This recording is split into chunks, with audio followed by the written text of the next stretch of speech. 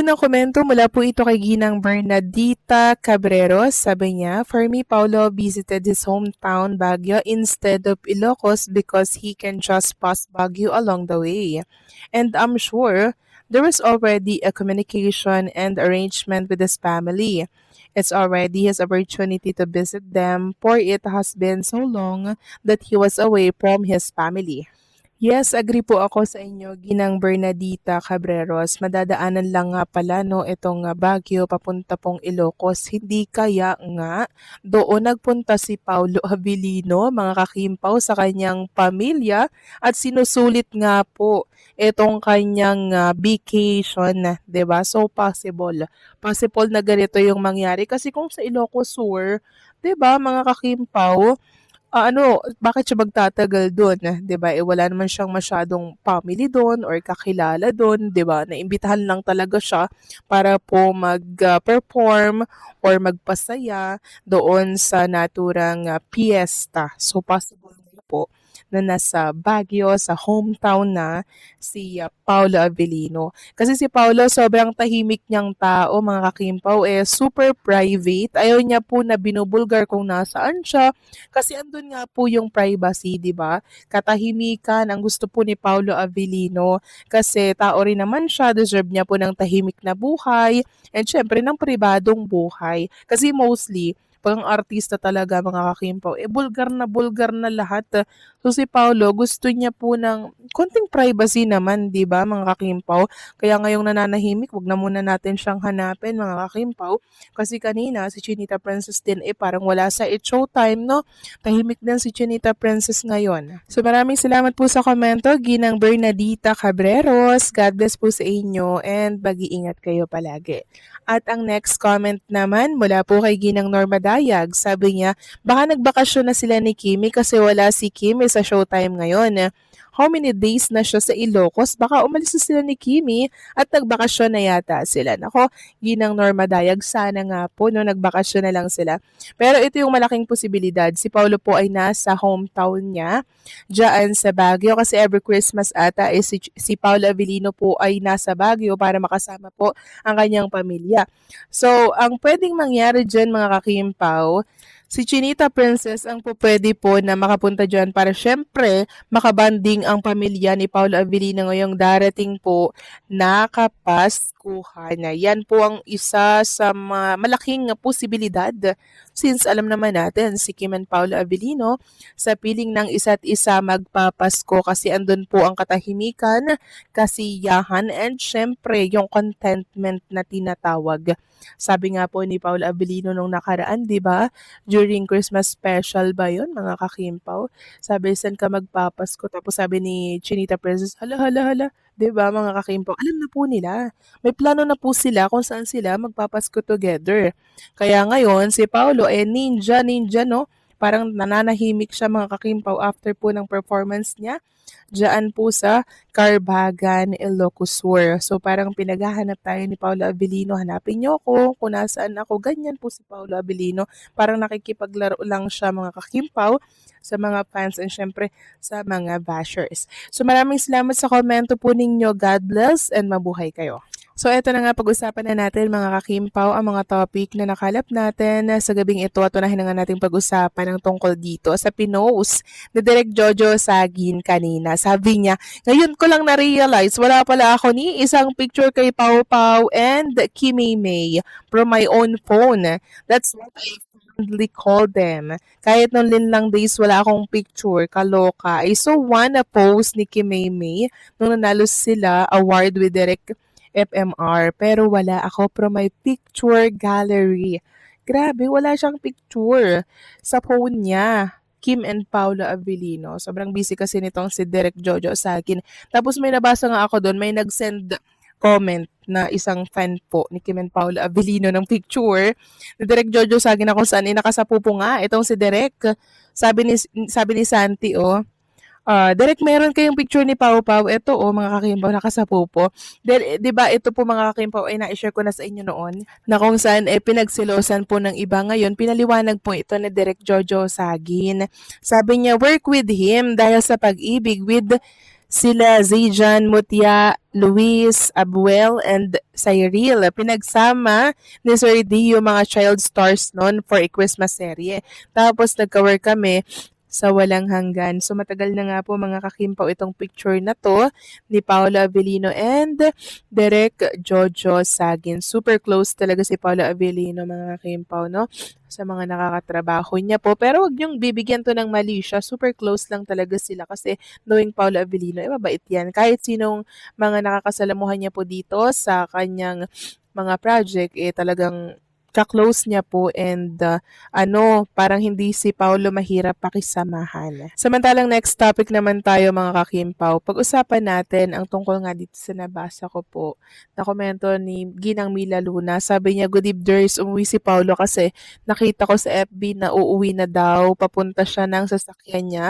Nainis nga ako, ba't ganon ang mga haka-haka kay Paolo Quezon? Nagpaiwan pa daw.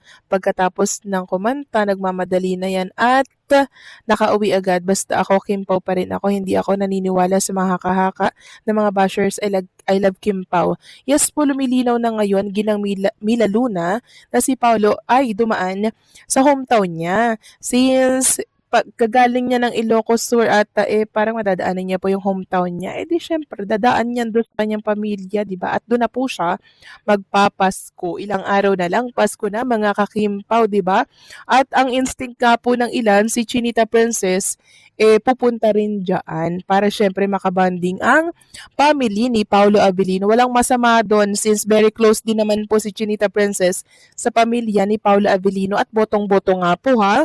Itong mga kapatid ni Paolo Avellino kay Chinita Princess, kilig na kilig mga kakimpaw, 'di ba?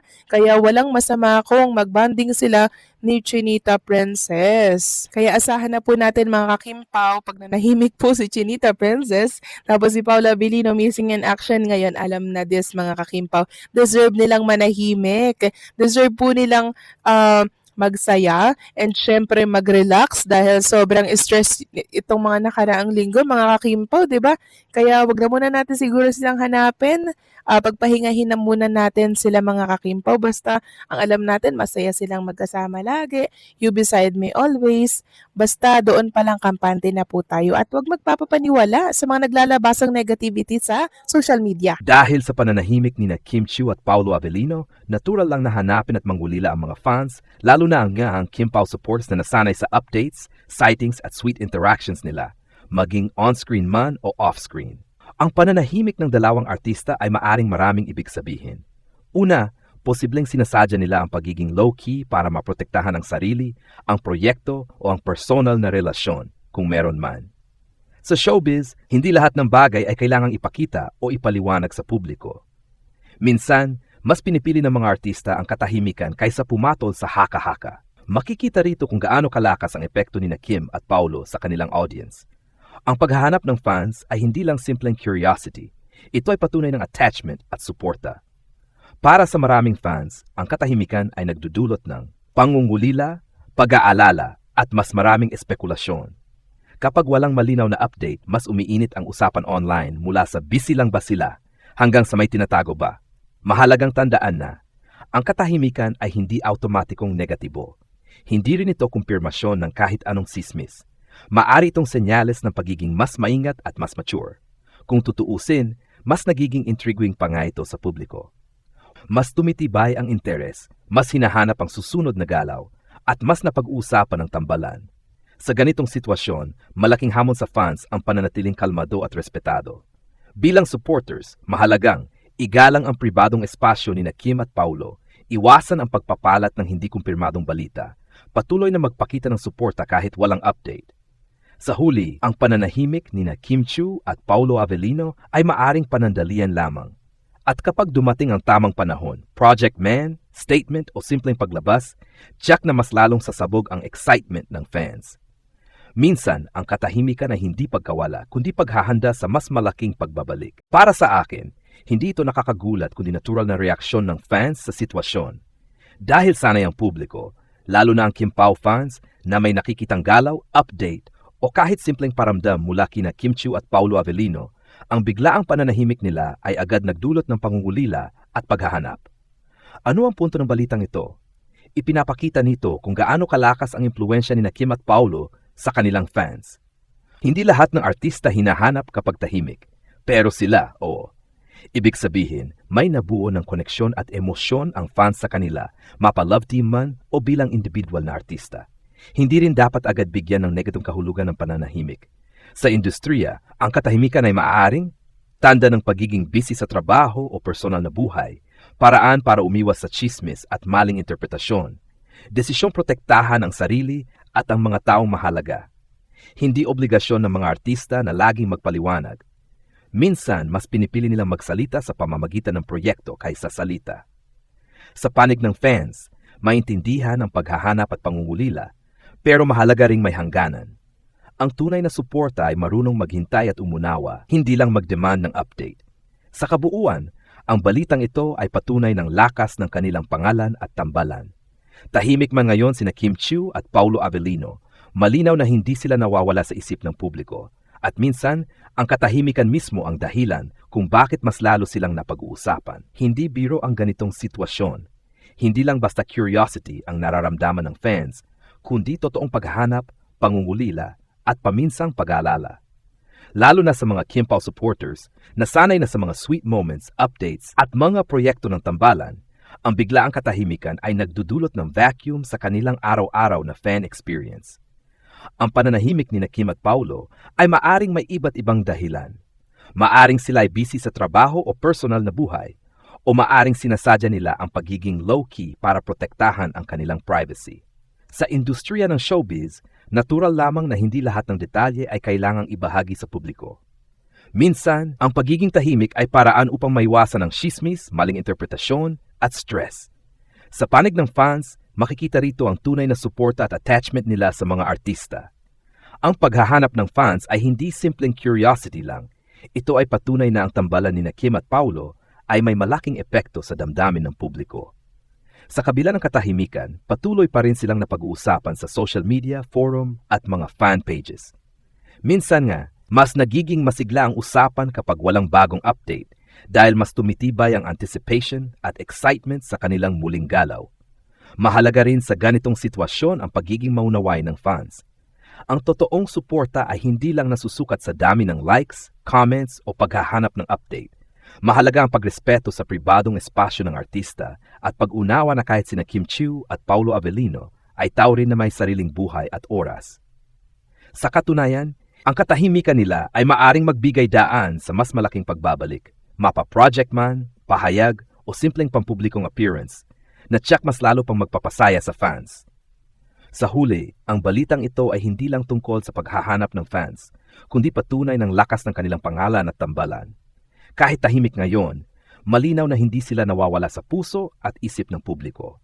At sa maraming paraan, ang katahimikan mismo ay nagiging paraan para mas lalong mapanatili ang excitement at anticipation para sa susunod na kabanata sa kanilang karera at tambalan. Sa balitang ito, pwede pang idagdag ang ilang perspektiba para mas maging kompleto at kapani-paniwala ang coverage. 1. Posibleng dahilan ng pananahimik. Maaring busy sina Kim Chiu at Paulo Avellino sa bagong proyekto, tapping o personal na commitments. Posible rin na pinipili nilang maging low-key upang maiwasan ang overexposure at hindi magandang sismis. Ang katahimikan ay minsan strategic, lalo na kung may paparating na announcement o surprise sa fans. 2. Reaksyon ng fans. Ipinapakita nito ang kalakasan ng fanbase, paghahanap, pangungulila at excitement sa anumang update. Mas lumalabas ang loyalty at attachment ng fans sa tambalan kahit walang bagong balita. 3. Epekto sa social media. Mas dumami ang usapan sa forums at fan pages habang naghihintay ang fans.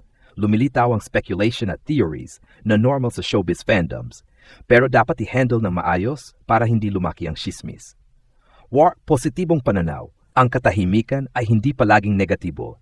Minsan, ito ay para mag-build ng anticipation para sa muling pagpapakita o bagong proyekto. Nagbibigay rin ito ng pagkataon sa fans na mas ma-appreciate ang bawat galaw at update kapag dumating na. Payong fan etiquette. Ang totoong suporta ay hindi lang sa paghahanap ng update. Importante rin ang pagrespeto sa pribadong espasyo ng mga artista. Dapat manatiling positive at mahinahon ang fan community habang naghihintay.